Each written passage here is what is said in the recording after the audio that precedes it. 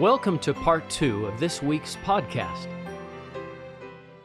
I think this might be John Johnson's favorite section of the Doctrine and Covenants, though. I would think so. That have that promise given to you in verses 6 and 7 there. Compliment from the Lord, you know? Yeah, that he can have eternal life. It's almost like he's being given a patriarchal blessing where he says he's a descendant from Joseph. I'm like, wow, you know, he's getting these amazing promises. And it's interesting, the very day that section was received, June 4th, 1833, Father Johnson becomes a high priest.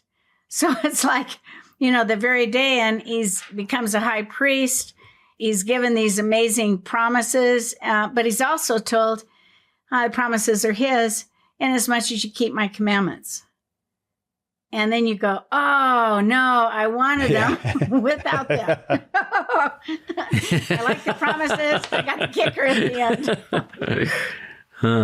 So I have a question, just knowing that the two of you have been there probably many times, the John Johnson farm in Hyrum. Does that go out of his hands at this point, and then the church purchased it later on, or Willard Bean did at some point? Is that how that? Right. It's a later purchase, you know, that eventually falls into the hands of the church. But Father Johnson has sold out. He doesn't like living across the street from Simon's Rider, right? You know, and you got the neighbor involved in tarring and feathering. He's ready to get out. So he moves about 30 miles, and his house in Kirtland is actually pretty close to the Kirtland Temple. So you'd say, well, he got one of the choice lands of inheritance for himself, right? Yeah. But you'd say for Father Johnson, after becoming a high priest, he's placed as a member of the Kirtland High Council. So in the stake, you've got basically one bishop, a Kirtland High Council, and you'd say for him, he has financial problems. And it's hard to say, but it seems like, although we've talked about buildings, we're talking about finances. And each one of these sections, there's a finance element. And for him, Father Johnson leaves the church in 1837, and he dies in 1843 and is buried outside of the Kirtland Temple in that small cemetery there. So, Hank, next time you're there, which sounds soon, you know, you'll go out and see his grave. So I think one of the sad chapters in the question is, you know, remember you get all these promises, and it's always the if, you know, inasmuch as you keep my commandments. One of his sons is going to end up coming to Utah. Is that Luke? Yeah, Luke. Yep. Luke comes to Utah. Yeah. So, you know, you hope that the family's still with us, right? That's the hope that. Okay. I'm counting. I think, yeah. Father Johnson, we're forever grateful to him. Yeah. No empty chairs. I love it. And the John Johnson farm is a memorial to him and his wife and what happened there. I mean, not everyone's going to get the chance to go out there, but if you do get that chance, it's a memorial. It really is, to all the saints of that day, but especially John and Elsa Johnson. I think we need one for Miss Jaques, right? We need a Vienna Jaques. Yeah, Vienna Jaques. Yeah. Also, just that John Johnson farm. I mean, section 76 in the upstairs room there. It's so glad we have that you can walk in there and imagine that incredible. Section 76 was such a what would Covey call it? A paradigm shifting, amazing revelation about a game changer, salvation and the afterlife, and that we still have that same sacred space is wonderful. Susan, what do I do with these wonderful, wonderful men and women who don't end up staying through the whole thing, right? We love to tell those stories of the Joseph Knight, the Parley P. Pratt, the Brigham Young, and their spouses who make it all the way. They go the distance. But then you have people like the Whitmers and John Johnson, and we can't discount them and their sacrifice, but we also need to say, endure to the end, right? Right. I think, I think all of us eventually can look in our families, extended families, and see those that have made sacred covenants and have actually made some wonderful contributions to the church. You know, these missionaries that have sacrificed their time to knock on doors and bring people into the church. And then you look, where are they? And, I think we leave the judgment in the hands of the Lord. I'm hoping I'm worthy to be able to shake the hand of Father John Johnson, for his greatness of, his money was used to purchase that Peter French farm, at least part of it, and where the temple stands. I mean, for that alone, he did something great. And I guess none of us know what's going to happen in our lives. And, I think we've all gotten hits along the way. You can't try to make a difference without somebody needling you. and sometimes it gets too much. But hang in there. You don't want to lose the Spirit of the Lord. You want the Spirit with you always. And let the Lord judge. I love that. I love that. It's sad to me that sometimes the people like the Whitmers or John Johnson or even Martin Harris get a bad name because they had a time where they fell away.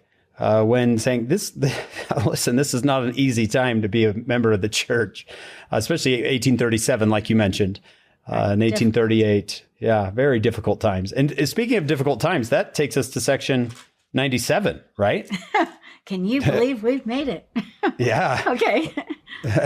Section 97 comes upon some really difficult times that are happening not in Kirtland, but back in Jackson County. We kind of alluded to this earlier. The heading says severe persecution. Can you tell us what's been happening there? Yeah, so we know 1831, the saints are gathering now to the center place, like you talked about, Hank, the center place there in Jackson County. And by the time we pick them up in the summer now of 1833, you're looking about 1,200 Latter-day Saints have moved out to Jackson. They've faced lots of problems with their neighbors who are, independent, settled by people from Kentucky. They're slave owners, even Alexander Donovan, slave owner, right? And so you'd say there's been conflict back and forth, but now for the extreme. On July 20th of 1833, notice the revelation is August 2nd, 1833, but on July 20th, 1833, in Independence, flames of hatred have been ignited, and you get 400 or 500 men devised a plan, just literally a plan. Can you say a conspiracy? I don't know. But they got a plan. Joseph said, I got a plan for the temple. Well, here's these 400 or 500, way too many for a committee, right? But 400 or 500, they plan that they're going to rid Jackson County of all Latter-day Saints. And they say, and I quote, no Mormon shall in the future move to or settle in this county. Now, I've met a lot of Latter-day Saints in Jackson County, and they're wonderful. But they say no Mormon shall in the future move or settle in this county, that those now here who shall give a definite pledge of their intention within a reasonable time to remove out of the county shall allowed to remain unmolested. In other words, we're going to get the rest of you guys. So violence breaks out. Remember that evening and morning star? W.W. Phelps, his press is destroyed. The Gilbert and Whitney store, the things in the store are now thrown out. Houses are pillaged. Church leaders, Charles Allen, Edward Partridge, they're tarred and feathered in the town square. I don't know if they remember tar and feathering, but it's not road tar, it's pine tar. And, and a lot of people in America are tarred, Southern abolitionists, wife beaters, and on July 20th, 1833, Edward Partridge, a bishop and a faithful member of the church, Charles Allen. A lot of people are tarred, but when you feathered, it means you mock the man for what he stands for. He's like a chicken. You mock what he stands for. And then 3 days following this incredible abuse, these 3 days following, here comes some 500 men again. And they're armed with rifles, pistols, whips, clubs, and they're shouting, "We will rid Jackson County of the Mormons peacefully if we can, but forcefully if we must." And so at this point, you get leaders like Edward Partridge signing, saying, "Hey, we'll be the ransom for the church. We'll step up and we'll agree to leave Jackson County." And so they sign this, and the saints are very, very frightened. And Joseph receives a revelation, and basically it was those that signed, leaders, and said they would leave, that basically they need to leave. But in this revelation, Joseph is saying to the saints, don't sell your lands. Zion is still Zion. In other words, hold on. You can do this. And I can't tell you how important it is for people to realize that Edward Partridge can't contact Joseph Smith. He can't text him and say, "What do I do?" Right? If you want to get no Pony Express, no telegraphs. Yeah. Yeah, it's going to be 2 months before he can get any direction at all. So I think he signs to leave to end the violence, right? To say, okay, we'll sign your contract because we're scared, and it's just going to lead to further people getting hurt. But this revelation, when it was received on August 2nd, and that tarring and feathering was July 20th, did Joseph Smith have any idea what had happened when he received this revelation? Not that we know of. In other words, all that's going on. And in Joseph's case, when you look 1833 July, people are building the temple. He's a part of the building, right? And but he receives this revelation, and Zion's not going to be removed. Zion's a pure in heart, and be pure in heart and go ahead and build your houses. In other words, let's make this happen. Right. There's no way Joseph knows what's happening. Right. The news travels too slow back then. News travels too slow, and the Lord doesn't want them to sell their lands of inheritance in Zion. In other words, still build it, be pure in heart. Right. The Lord, knowing they're going to be driven out, don't sell, because then you don't have the cause of that's ours. Right. And we deserve it. And so there's a lot to come where we're going to try to get our land back. Right. Because correct me if I'm wrong, but 400 and 500 people will get together to drive a certain people out of their county. That doesn't seem legal. Even in 1833 Missouri, it doesn't seem like a legal thing. So Joseph Smith is going to spend a lot of his time after this trying to follow through on the legality of this. Right. Right. Correct. And as you eventually see the saints eventually being forced out by November of 33, they're going to start that whole court action. And then you get, for the first time, the saints are going to hire Alexander Donovan. Yeah, as their lawyer.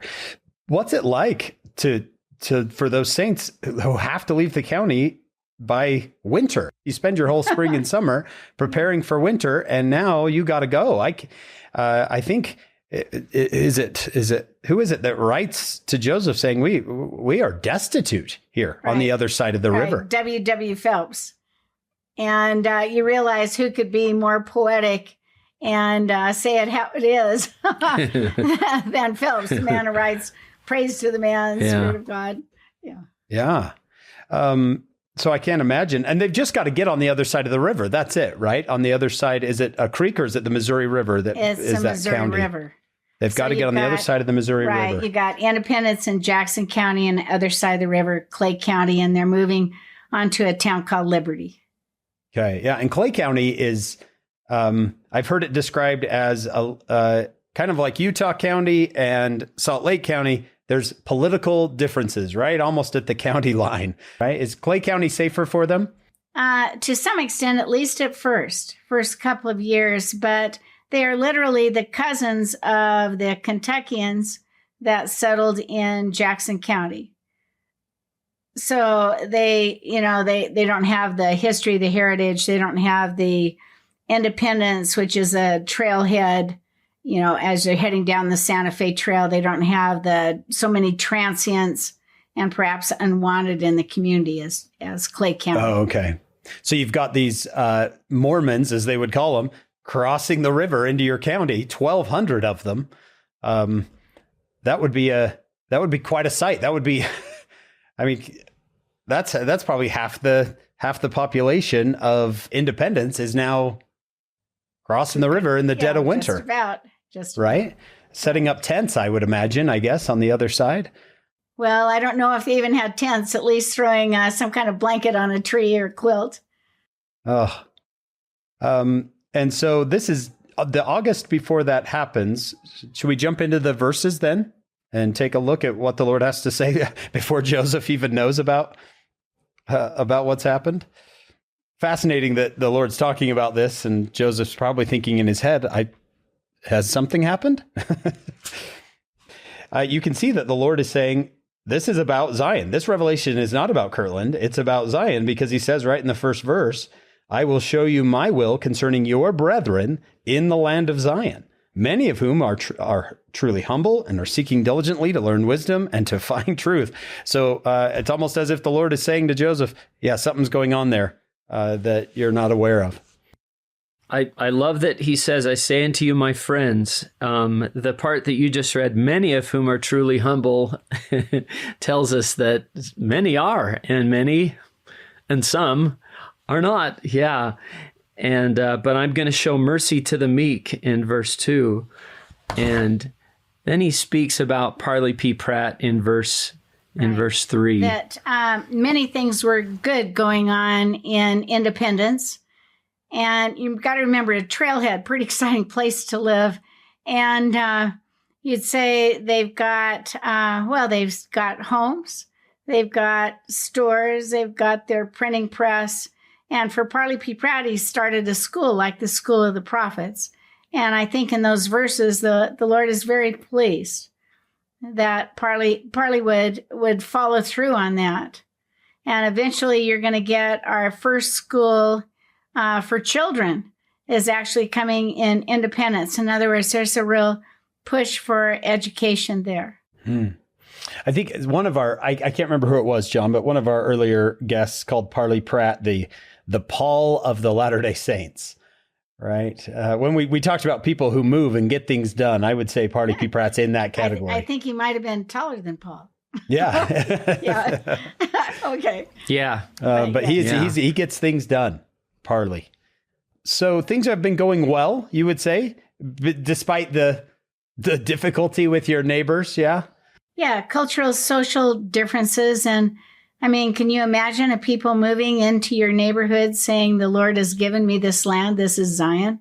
I mean, even though all of us live among Latter-day Saints, we'd probably look at the neighbor askance, right? And they wanted to miter up the corners of your land. In other words, we're going to have certain parcels, whereas they were squatters' rights. It's Independence was the farthest town in the whole U.S. at that time. And Jackson West, County, right? Yeah, right. And Jackson County, named for Andrew Jackson, our people's president, where you could stop saying, ladies and gentlemen, we're all trying to be aristocratic. I mean, he was a commoner that rose up. And so with that, you've got different thoughts going on as they come into that area. Yeah, so it makes sense they're having this contention, but they're still, it's been 2 years that they've been there. And so they've started a school, you've said. They've got their printing press, which is pretty incredible to have a real printing press way out in the far west. Now the Lord starts to say in verse 7, the axe is laid at the root of the tree, and talking about good fruit. I think what you mentioned earlier, Susan, about the saints, some of them saying, hey, this is our land, the Lord's going to give it to us.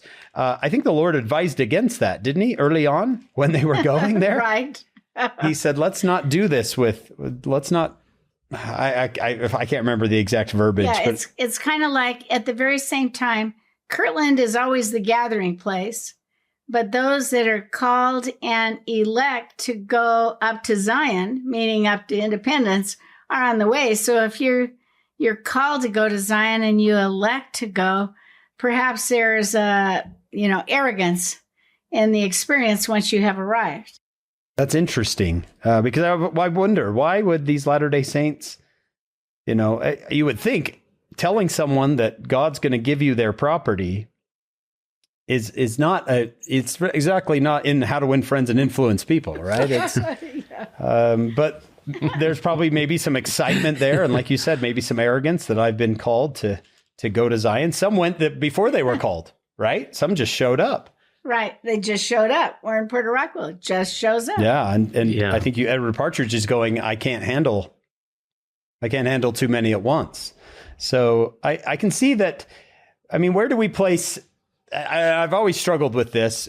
Where do we place I wouldn't say the blame for what happens in Jackson County in 1833, but you'd say part of it falls on the Saints, but obviously part of it falls on these Missourians this violence is unwarranted. Right. In other words, Latter-day Saints, those coming to Ohio, have a northern heritage, and those living in Missouri have a southern heritage, southern culture.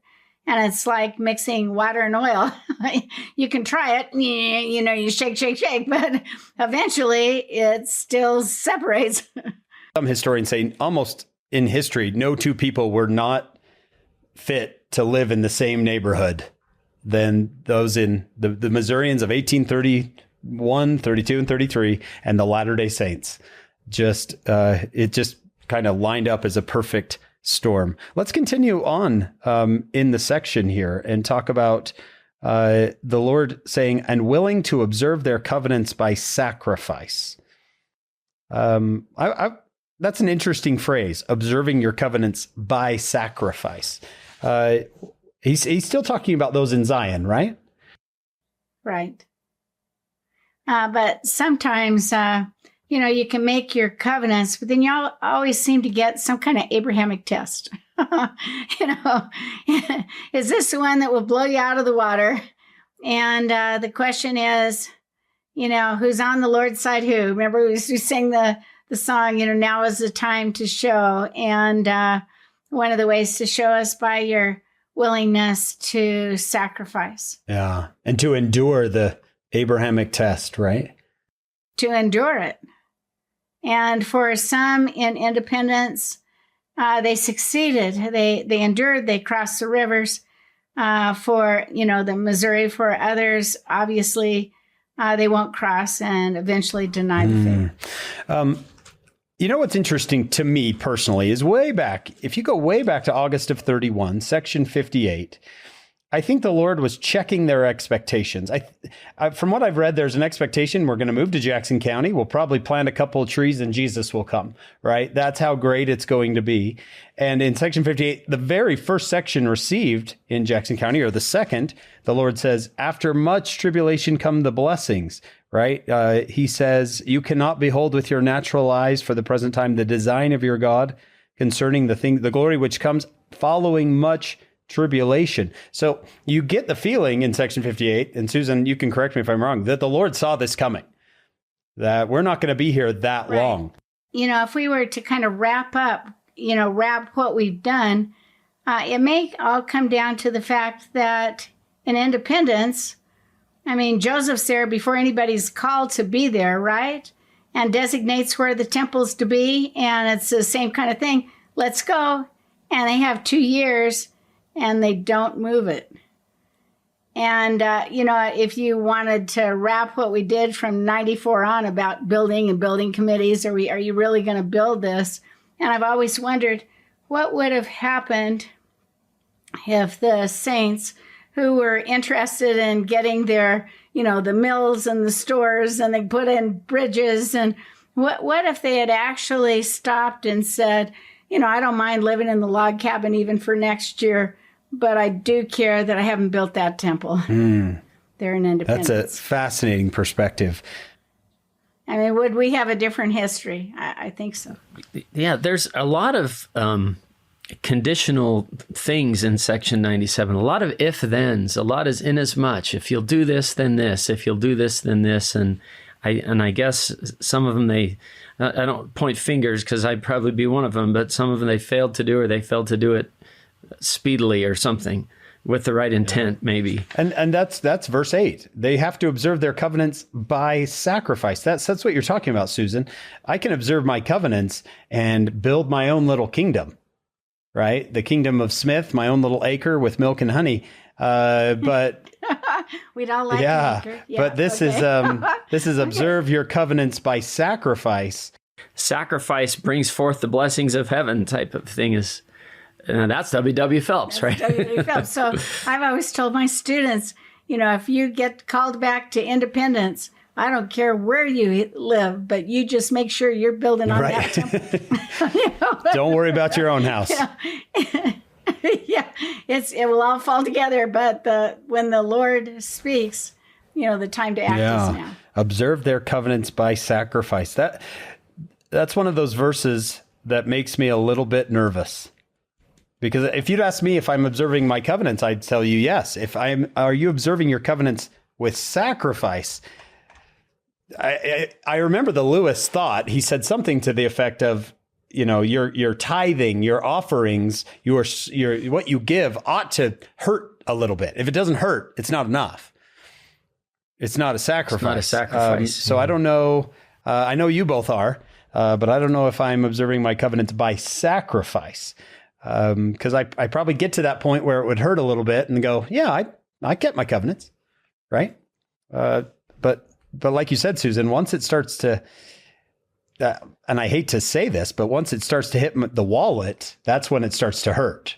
And maybe you could say, as teachers of religion, that how many firesides can you give? Until you go, wow, I got to be with my family now, or whatever it might be. I mean, I think we all, in what we've chosen to do in life, we have lots of opportunities to sacrifice, and in that sacrifice, bless the lives of others.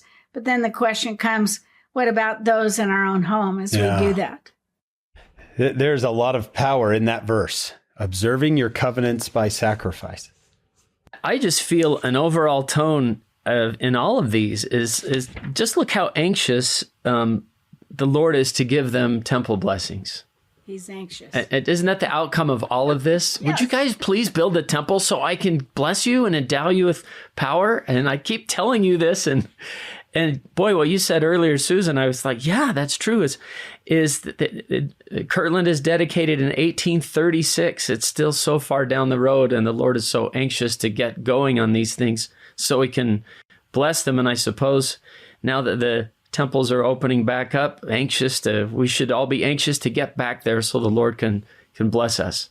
That's the hard part of reading this, is that the Lord is saying to them, yes, yeah, they're good people, many of whom are humble and seeking diligently, but not all. Yeah, they're amazing people. And yet here we are saying, well, they were dragging their feet. They should have built the temple. And they're saying, yeah, we didn't have Wi-Fi like you, did we? Right? Air conditioning. Here's Elder Holland in General Conference, April of 2014. He says, it is a characteristic of our age that if people want any gods at all, they want them to be gods who do not demand much. Comfortable gods, smooth gods who not only don't rock the boat, but don't even row it. Gods who pat us on the head, make us giggle, then tell us to run along and pick marigolds. Talk about man creating God in his own image. This is a God who demands much. The God of section 97 and the other ones we've read is one who demands a lot. But like you said, John, I want to bless you. I want to bless you. I'm anxious to bless you with the temple blessings. Yeah. So sacrifice. Sacrifice brings forth the blessings of heaven. One of you just already quoted that, didn't you?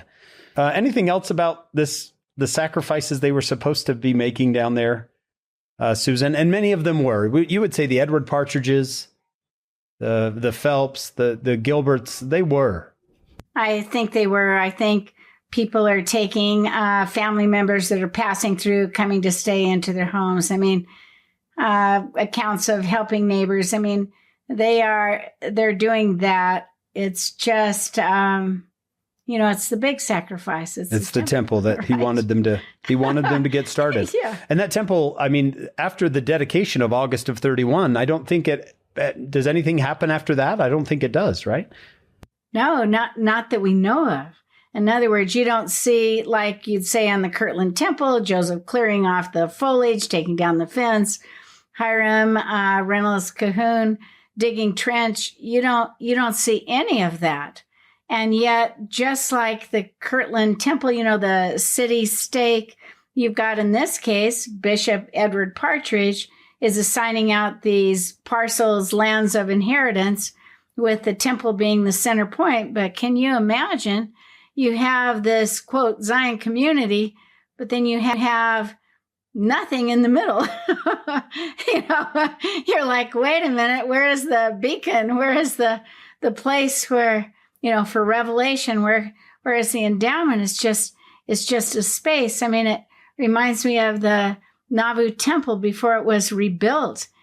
People would come to Nauvoo and they look at the little houses and they'd see this depression in the ground and curiosity, but nothing's there. And then, the joy when it's announced. So you need the temple, you need the palace to the Lord, you need the house of the Lord to get the blessings that he has for all of us. That's wonderful, because that seems to be the next, I would say, 8 or 9 verses. He talks about what they could have if they would get started, right? Verse 12, he says, "This is the tithing and the sacrifice which I, the Lord, require at their hands, that there may be a house built unto me for the salvation of Zion, a place of thanksgiving for all saints, a place of instruction, a place where they can be perfected in their understanding of their ministry, in theory, in principle, in doctrine." I mean, this is a grand verse to talk about what we can get from temple worship. He says, "My presence will be there. All the pure in heart." Yeah, verse 16. Wow, you go to the temple. Yeah, you go to the temple with a pure heart. All that he says, "Yea, and my presence shall be there, for I will come into it, and all the pure in heart that shall come into it shall see God." Is that not worth the sacrifice? Yeah, there's that anxiousness to bless the people if they'll do what he's asking. And yet we know the future of Jackson County. We know we're going to be driven out. We're not going to get our lands back. And eventually we're going to head west to Salt Lake. So what do we say about Zion now? I mean, maybe it's not the time to talk about it, Susan, because we'll get to talk about this later with the saints crossing to the west and leaving everything behind. But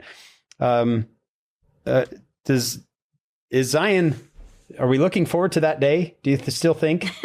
Well, Zion won't be removed. We still live within stakes of Zion, but Jackson County is still the place. Still the place.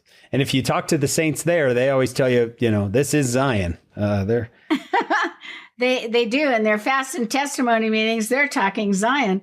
I don't know if I've ever heard that in my own ward out here in Utah. But they definitely talk Zion. Yeah. We would rather go to verse 21, where Zion is a state of mind and a state of spirit. Right.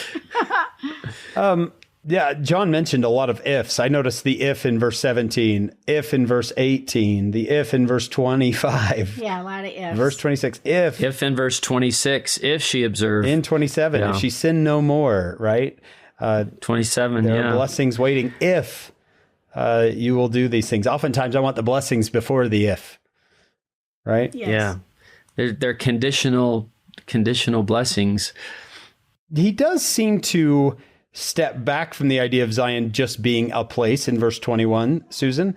He says, "Therefore, verily, thus saith the Lord, that let Zion rejoice, for this is Zion, the pure in heart."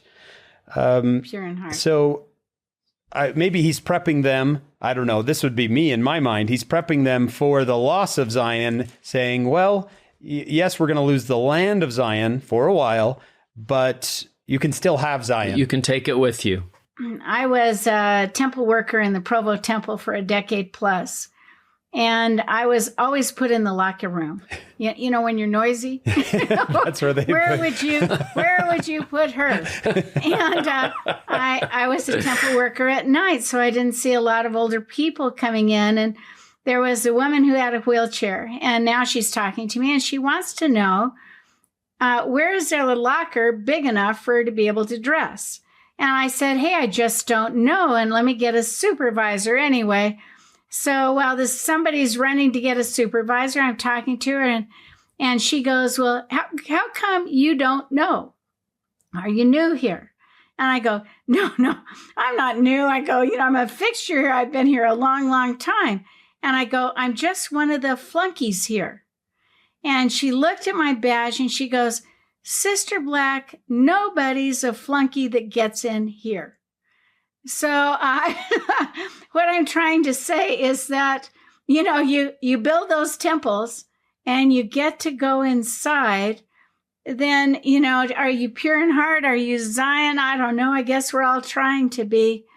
But, we can keep that sense of wanting to serve the Lord and sacrifice with us. And it's, anyway, I love the temple and so glad, like John said, we're about to be back inside more permanent. Isn't that great?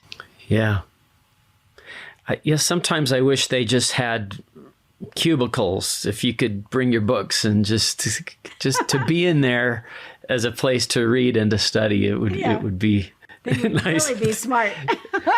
Make it more like a library, a library wing in there. Just let me come in here and we could call it the flunky wing. No, just kidding. You could come in here and write a book, right? Like James Talmage. So how do we, Susan? How do we deal with the loss of Zion? Both, how did they deal with it? And because they're going to leave now, and how do we deal with that as well? How do you deal with that as a historian? All these expectations, all this hope, all these dreams are wrapped up in this county, and they have to leave. How do you deal with that? All right. Well, I think they left, but how do you describe they never left? It took them a while to really establish homes and even businesses in Liberty and Clay County, because they were still hoping, because the Lord said a little season, and then you'll get Zion's camp, with the big hope they're coming to put us back on the property, and you'll cover that. And you'd say, for me personally, I'm grateful to live in a stake, a stake of Zion here in Provo, actually, and what a blessing it is. And I've always thought, you get these stakes of Zion, and when I'm driving into Provo, I can look and there's the magnificent Provo Temple. And I always think, oh, it's my safety net. It's what holds the stakes in the ground. It's the rock. It's where I have the surety, the security, and where I can be endowed by my Heavenly Father to receive gifts and talents. So maybe someday I'll be called again on a committee. And and I won't be prepared like those men who were not builders. But, the Lord can make us equal to the tasks that come our way, if we are faithful, and develop new talents that will bless not just our lives and our families, but we can roam around and what you're doing, bless the whole earth. No, I think that the blessings of verse 28 can still be with us even without Jackson County. If you read verse 28, I will bless her with blessings, multiply a multiplicity of blessings upon her and upon her generations forever and ever. That's still found in the temple, even though perhaps this expectation of this temple is going to be put off for a little while. And how...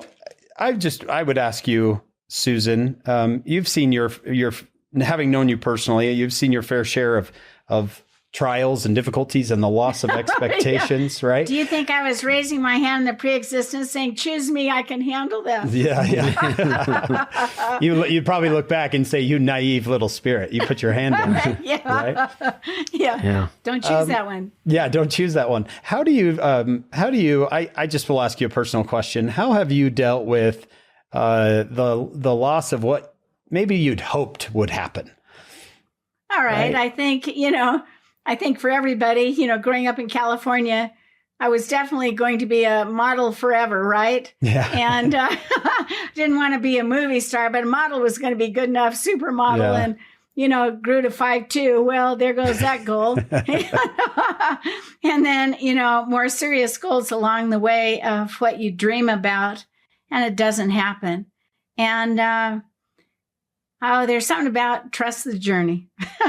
Trust in the Lord. He knows who you are. And, it may not be perfect, but it might just be good enough for now. And, never lose sight of you're a child of God. You can do this, and you can do hard things, and you can carry more. And if you lose sight of either, I kind of have a saying that if you don't have trials and problems, the Lord scratched you off his list. He doesn't need you anymore.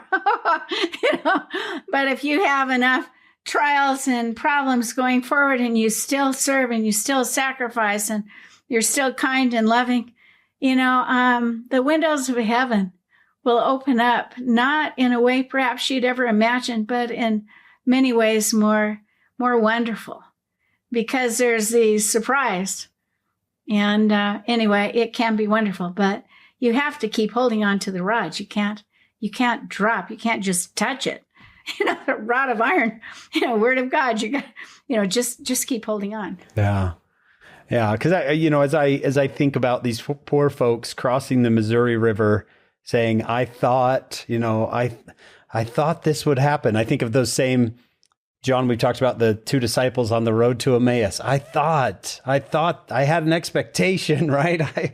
And then we had hoped that he would, I thought that we were going to build Zion and Jesus was going to come and it was going to be great. And now I'm crossing the Missouri River and I don't have a place to live. And why has the Lord let this happen?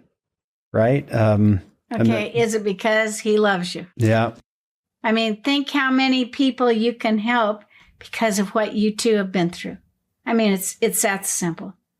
If you live in a sequestered and don't reach out, man, no chance. Right. And it seems it seems those who run to, those who succor, those who run to others are those who have been there themselves. And they have something to say and they have some credibility. I love to tell the teens and my own kids that maybe the Lord loves you too much to let your life be easy, because if you have shallow experiences, you might just end up, shallow. But if you have deep, even hard experiences, you are in such a position to help others. Like you said, Hank, you'll be able to run to others and do some same boat therapy. I have been there. I have been in that spot before, and to lift others because you've been there, and you'll have credibility because of it. I wonder if, some of these saints who crossed the Missouri into Clay County are there with the saints who are driven from far west 5 years later saying, hey, I've done this before. Right. And here we go again. Those who are leaving Nauvoo to be driven across the Mississippi the other direction are saying, I've been here before. There's a lot of empathy in these groups because this isn't going to be the first time for many of them when that occurs. It's humbling. I just don't know if I could do it. And you read about what they've been through. What did Harold B. Lee say? We're going through the test of gold now, and where we have enough to eat and enough to do and shelter. And look at these people, and I just want to.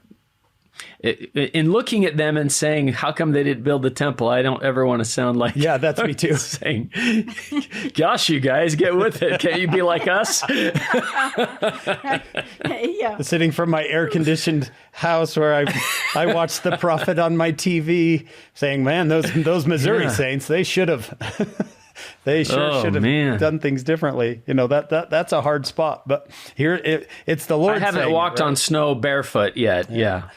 Now, let's make that clear to all of our listeners. It's the Lord saying this in section 97, not us three. We are not saying it. Susan, you've been studying church history almost. You don't look it, but it has been decades. Yeah, it's been a long time.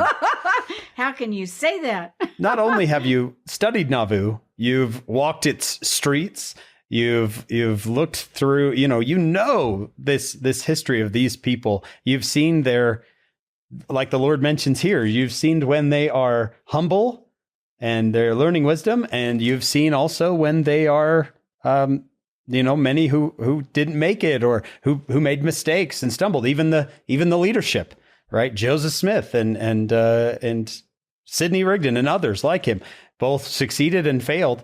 You've seen it all. So I think our listeners would love to know how you feel about these.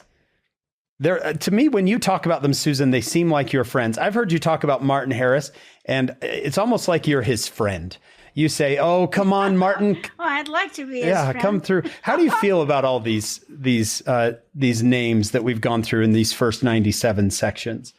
Okay, so I actually did a study on those that made it to the end of the row and those that, in and out like a revolving door, and those that fight against Joseph. So I found that there are blessings, definitely blessings for faithfulness. And you'd say, well, is it? You'll never get sick. You'll never be run over by a wagon. Okay. I mean, is it? You'll never have heartache in your family. And I'm going, no. But the consistent blessings were, they seem to have a pipeline to heaven. That spirit of revelation that President Nelson is talking about. We need to get personal revelation. You see that time and time again. There were three things. The second thing was they have confidence. And you go, well, imagine the three men we've talked about. You're going to be on a building committee. I'm going to be what? And they have confidence. And then the third was they have responsibilities added to them. And you go, well, I don't want that. I don't need any more. But they continue to be like added upon what the Lord is, and you go, it's kind of like, I can carry more. Just heap it on me. I am ready to go. And those three qualities seem to be the qualities I can find in those that were faithful in building the Kirtland Temple, the press building in Independence that fled, and it's like they just started over. So you've got Spirit of the Lord, confidence, and just added responsibility comes their way. It seems to me sometimes when I've heard you speak that you've walked with them almost. In your mind when you read about them, do you walk with them around Nauvoo and across the Mississippi and? Well, I don't know if I'd be worthy to do that. Actually, I think they're just, to me, they're lion eyes. I just think they're magnificent. But I have written on every person that joined the church between 1830 and 1848. So they have been a big part of my waking hours, learning about their lives and their ability to sacrifice like we're talking about. And I'm just so impressed. Yeah. I think that is a good word for so far in the Doctrine and Covenants, John, don't you? Very impressed. Very impressed by these. Yeah, very impressed. And kind of humbled, going, I don't want that to be my test, No. Yeah. Yes. And there's more to come. I wish we could say, wow, yeah, being driven out of Jackson County was the worst of it all, but there's more to come. More trials await them, right? And yes. I guess we should both love and hate that. I hate the idea that more difficulty is on its way for them and for us. But I also rejoice in the fact that the Lord is still, like you said, those three things, Susan, that we can have confidence, we're full of the Spirit, and the Lord has more responsibility for us. I'm just so blessed to be here today because after looking at this, I am so anxious myself to get back to the temple, just because I can feel how anxious the Lord is to give them temple blessings. That's the impression I keep getting today, and it's got me fired up to get back there. If you would have asked me in February of 2020, how anxious are you to get to the temple? I would have said, yeah, I get there as often as I can, right? And then here we are, at this recording, what are we, 18 months since that? And you're right. With studying this Doctrine and Covenants, you're going, I think I was taking it for granted a little bit. And I don't want that to happen again. We almost, Susan, have been able to put ourselves in the last 18 months a little bit in the shoes of these saints, waiting for the temple to open, right? Waiting for it. Yeah. Waiting. We've had a taste of it and want to get back there. And the Lord's like, you have no idea what I have for you. Yeah. Just build it. All right. Well, we want to thank Dr. Susan Black for being with us today. It is always a pleasure, and we hope we'll have you back again, Susan, before the year is over. I hope so. We want to thank all of you for listening. John and I wouldn't have this wonderful podcast if nobody listened to it. So thank you all. And thank you for sharing it with your friends and family. We've had a lot of people say, oh, my mom told me about your podcast, or my brothers texted me and said, you got to listen to this. And it, that blesses us and blesses, we hope, everyone who listens to it. We want to thank you for your support. We have our executive producers, Steve and Shannon Sorensen, who are much like the John Johnsons and Vienna Jaques of 2021, right? Who are just so generous. We have a great production crew who, though they're not on the podcast, they are working hard behind the scenes. David Perry, Jamie Nielsen, Lisa Spice, Kyle Nelson, Will Stoughton, and Maria Hilton. We want to say thank you to our team, and we hope you'll join us on our next episode of Follow Him.